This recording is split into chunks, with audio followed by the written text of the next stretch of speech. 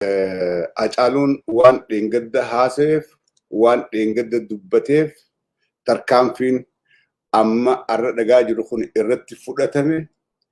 Oromoon taa'ee haga yoom tuffatamee ajjeefamaadha. Kana Oromoon fincila dhaabbiin qabne hanga diinasii cabsitutti lafaa ka'uudhaaf if qopheessuu qabna alaa fi keessattillee. Hacaaluu namni dha'u dhibbaa fi dhibbatti warra biltsiginnaadha kan Abiy Ahmediin hogganamu. Sababbiinsaa waan dheengadda as bahee isaan xiqqeesseef. Akka oduu dhagaa jirrutti confirmed Hacaaluu Hundeessaa ajjeefamee jira. Xiyyiitiidhaan dhoome, xiyyiitiidhaan ajjeefame. Warri ajjeeses biltsiginnaadha. Biltsiginnaadha. Dhibbaa fi dhibbatti. Ilmaan Oromoodhaa keessaa fi alaa. Keessaa fi alaa. Dhibbaa fi dhibbatti lafaa kaanee qabsoo xumura gabrummaadhaa qeeroon alaa fi keessaa kaanee eegaluu dhaqna. Lafaa kaanee eegaluu qabna. Namoota hedduu biyyarraa dubbifne Hacaaluun dhawamee jira. Haga duraa lubbuu keessa jira jamaat ture. Garuu it is confirmed he's passed away. He's passed away. Hacaaluun maaliif jedhe?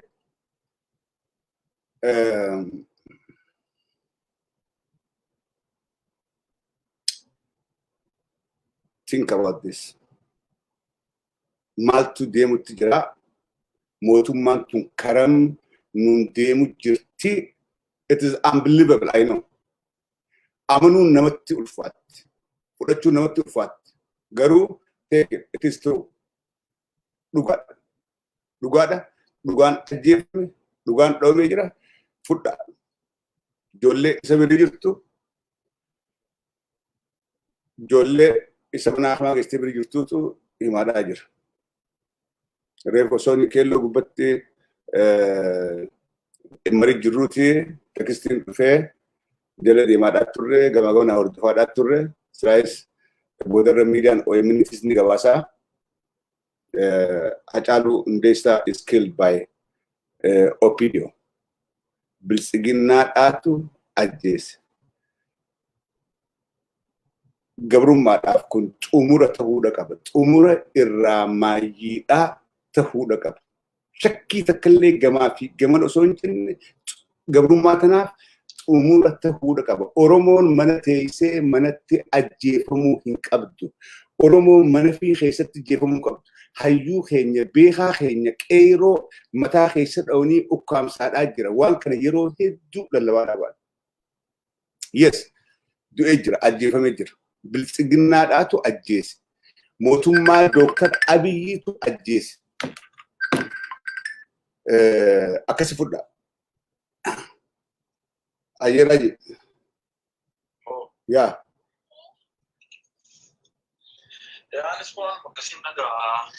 Bari ijoollee bira jirtu dhaan dhagee ijoollee bira jirtu ijoollee mana hafa keessatti dhagee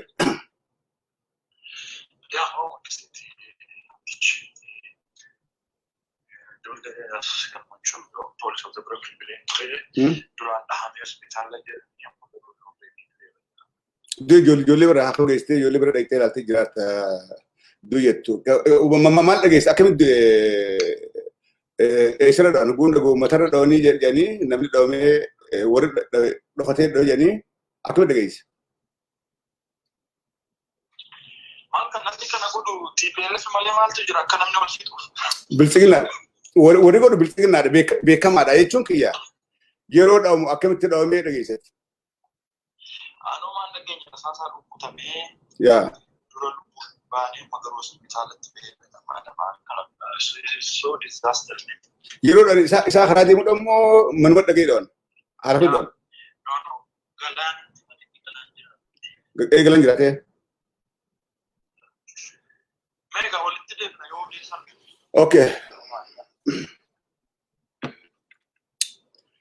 It is really sad. Waan hagana nama gaddisa takkaan dhageenye waan hedduu nama gaddisiisu.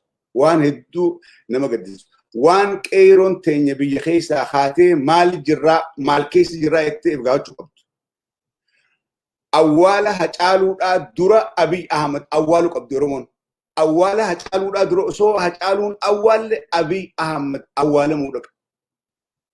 Oromoon xiqqeenya guddaa salphina guddaa keessa galtee jirti. Xiqqeenyi kanaa gadi hin jiru. Dhumaatiin kanaa gadi hin jirtu. Uummanni kun badee jira. Yoo hacaaluu biltsiginnaan ajjeeftee Oromoon awwaaltee taaziyaa teessee mana galte bara san bara baraan gabrummaa jala jiraan. Harka kenninee habashaadhaaf bullee nafxanyaa nugusa godhannee mataa keenya qaqqabannee ni jiraan. Bara baraan qabsoodhaas hin goonu. Yoo arra hacaaluu awwaallee kan mana gallu taate bara baraan akka kenneeti nafxanyaa nu bulchaa Oromoon fi bulchuu dandeessu Oromoon uummata faayidaa qabu miti ittiin san godhuudhaaf. Awwaala hacaaluudhaa dura Abiy Ahmedii fi nafxanyaa warri hacaaluu ajjeese isaa wajjin awwaalamuu qaban. Isaa wajjin awwaalamuu qaban. Qeeroon biyyaa warri waan kana dhageessan kanaaf qopheessaa. Make yourself ready. Wareega dhokattee baqachaadhaa wareegamturra akka dhiiratti wareegamtee falmattee dhugaadhaaf du'uudhaatu Oromoodhaaf malee arraantan. We have no option. Uummata filmaata biraa qabuutu uummata filmaata biraa qabuutu filmaata biraa taa'ee eeggata. Itoophiyaa keessa furmaanni hin jiru wareegamtee bilisummaa ta'e fiduudhaan alatti Itoophiyaa keessa sirna Abiy Ahmed jala furmaanni hin jiru. Hacaaluu Hundeessaa is killed by biltsiginna. Abiy Ahmediitu Hacaaluu Hundeessaadhaa ajjeesise. That's it.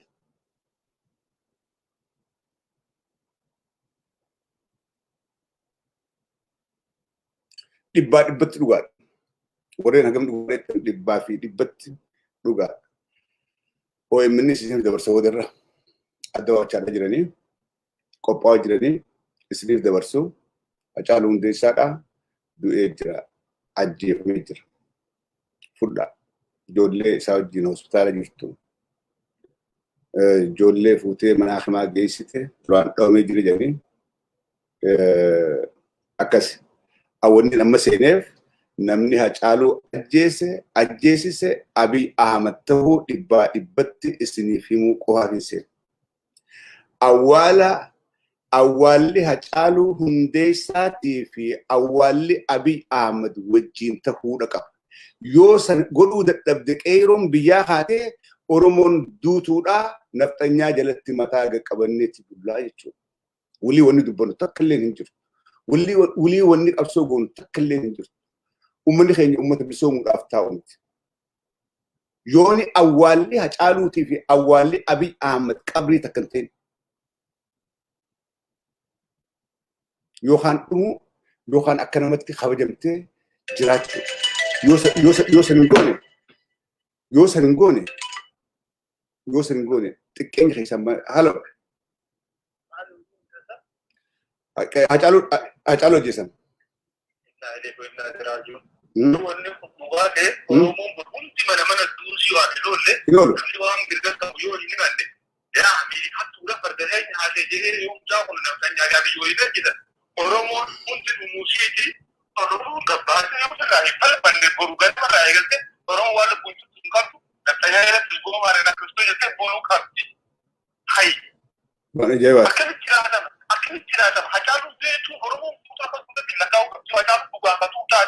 Dhugandi.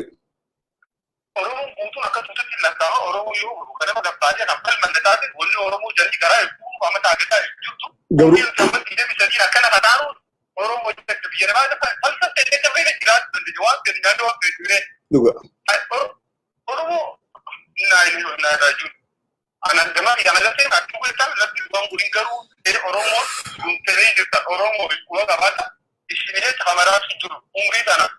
Abbaa jedhamni abbaa malee tuqqannee qabsoo tana yoo Hacaaluun saduu taate orbanama jawaarii iddoo isaan daawwitisaa hundi kan taratara duuna keelloo irratti waan mareessu tutan dhageessin ture tola Oromoo mareessu tutan garuu tola bira dabalatee jirti Oromoo hundi kan akka tutanitti beekadha gabbaa bira falmattaa Fayyate. Akali mucaan ummi kana arrabaa namta barran beeku namta kana ko mucaa mati dem bitti kana amatti kun dem damadi. Akali biyo oromoon gurguddoo tu beenne abbaan garaa juwaar jedha areenya maqaa isaa Abiy jala Netanyaa Abiy jamtar deemanii yoo inni sai kurboon taate mirga isaanii fadii isaanii taanaan gabroomanii hojjechaa kan dabaree ajaalu tuwee jaalan boru ganama oromoo karatti ta'uu qabdi akka guyyaa juwaar baatti galuun qabdu hanga namicha kana ajjeessu abiisuu qaba Abiy oromoo lafarraa fitee jiru Tigiree takka akka Abiy yooni awwaala hacaaluutii fi awwaalli Abiy wajjin tahuu baate uummanni oromoodhaa guutumatti waduu qaba. Jaman hacaaluun awwaala mun qaba hacaaluun bineeniti bobbeessinee haayina hacaaluun kan jira hacaaluun awwaala mun qaba akka maali maqaanatti masiira ijoollee masiiraan dhufne baaraanii jarmanii jiraata. Masiira isa namichi furuuna jamu bobbeessinee taa'abilitee rabbiin haa bobbeessu namni haa bobbeessu bobbeessu hacaaluun taariidhaaf. Abiyyi awwaala mu qaba abiyyiin sharmuuta kiramee awwaala mu qaba qaalaan ilmuun naftanyaa. Waa gurne nu oromoo jechuun umurii tanaan aboo rabbi jiraana umaatti ni dabra hundinuu. Fayyada iyo.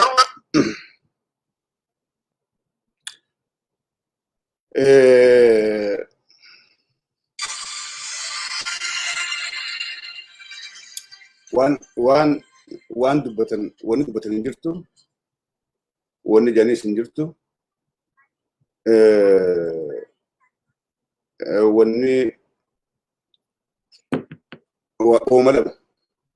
goomalam hacaaluun wanni ajjeefameef waanuma dheengadda Minilik hattuudhaa naftanyaan kaleedhaas arraas boruus diina oromoodhaati jee dubbate wanni ajjeefameef hagamu namni ajjeesusu warra naftanyaa nurratti deebisuu barbaadu Abiy Ahmediitu itti ergee ajjeesisee jechuudha isaatu shut goosise.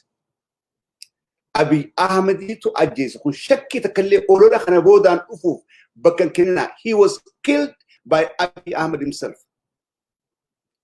Akkuma amma dura injiinarticha Amaaraa ajjeesise akkuma amma dura naannoo Amaaraa keessatti jara Amaaraa ficcisiise akkuma amma dura kaan godhetti ija oromoodhaa beesuudhaaf hacaaluu hundeessaa waan dheengadda dubbateef ajjeesise. It is confirmed.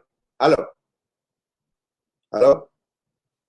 Aboo akkamiin godheesse silkii tana dhaabbu kaaniin siidhaa silkiin qabu.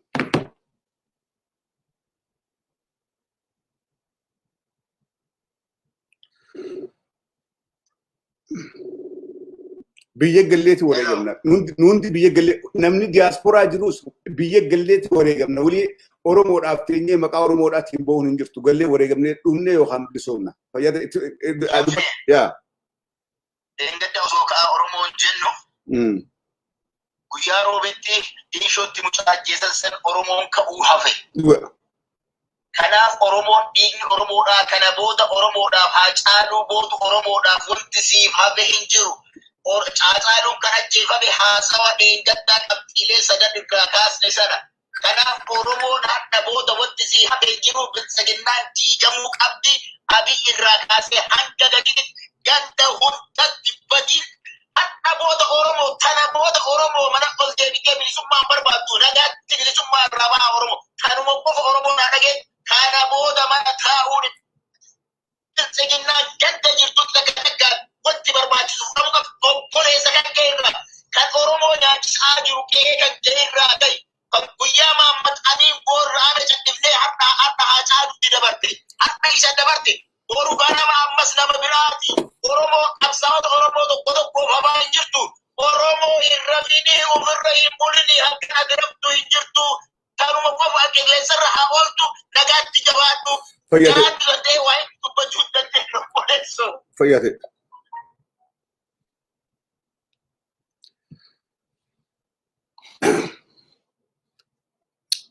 Dubbachuun hedduu ulfaatti waa hedduu ammaa sabni ulfaatti wanni irra deddeebinee walii dhaamnu oromoon diinni kiyya eenyu firri kiyya eenyu qofa addaan baruu qaba.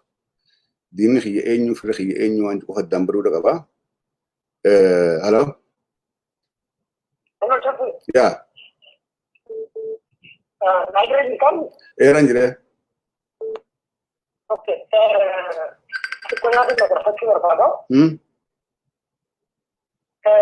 hachalu danan adil duki chawali tawuka oromo bakajiru boltawuka hachalu jesi danan oromo tawuka adil hachalu ni kabaramu kaba hachalu kabare oromo garulika wanda dukiyani ne hachalu na jename danan adil garana masara ke tikuku kabda bakajiru na tenya oromo ke tikuku Juga kamu kan begitu sebelum kamu wani kan oromo kan hati oromo apa itu?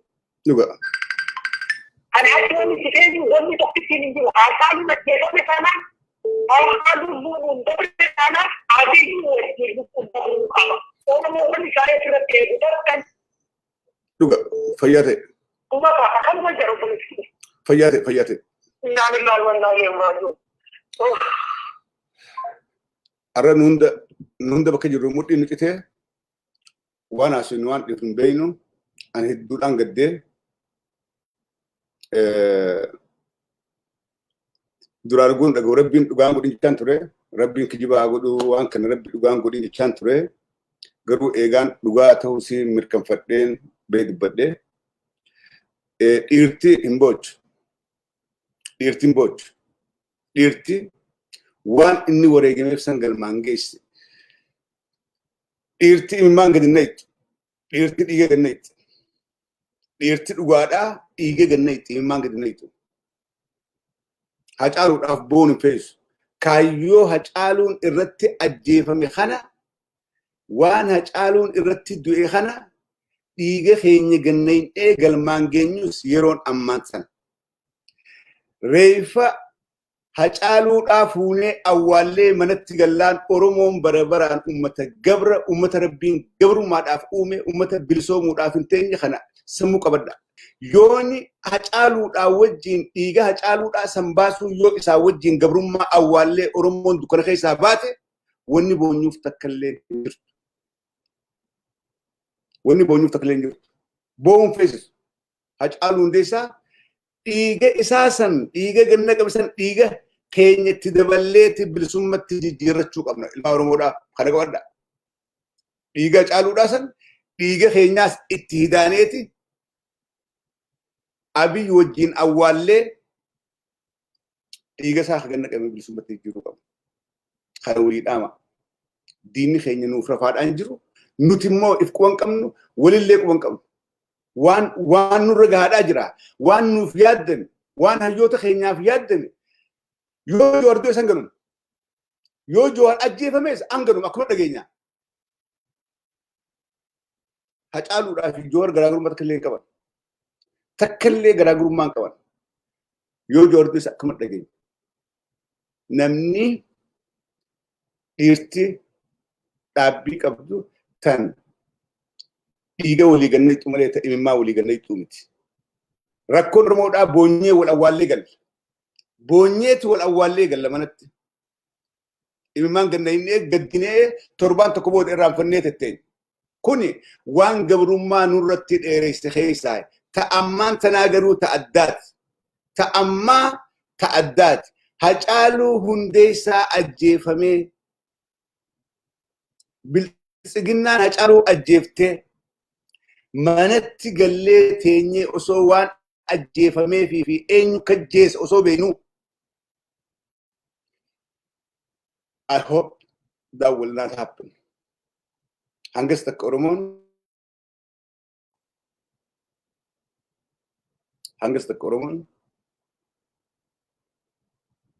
gad hin buune onneen abboota keenyaa mallee nu keessa jirti. Diyaasporaadhaa biyyatti gallee wareegame. Ummata keenya wajjin. Diyaasporaadhaa gallee duun. Maalummaa keetiif. Zalaalam teessee boohaa ooluudhaa miti. As gubbaa haasofnee wal boochisaa ooluudhaa miti. Miidiyaa gubbaadhaa miti.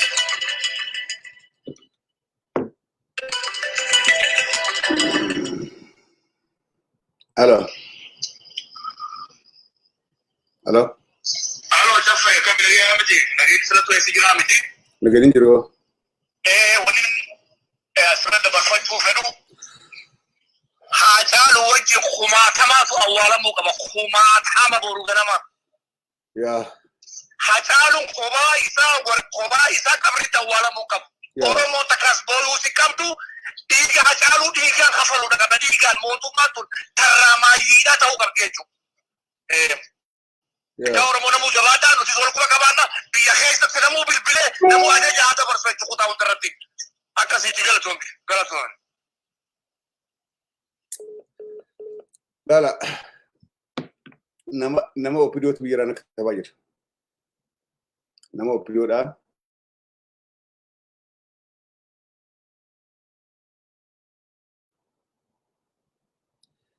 Hacaaluu yaamee akka inni milii hamatu godheetu Hacaaluu ajjeesisee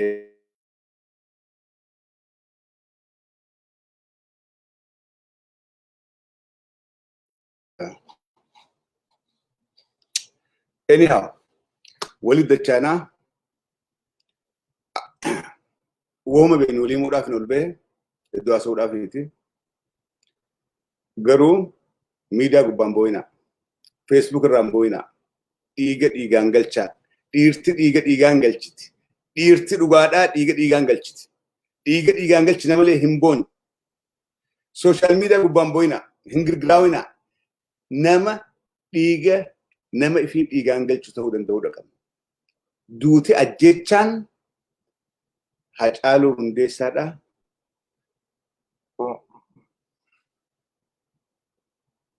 Dhumaati gabrummaadhaa ta'uu qabdi.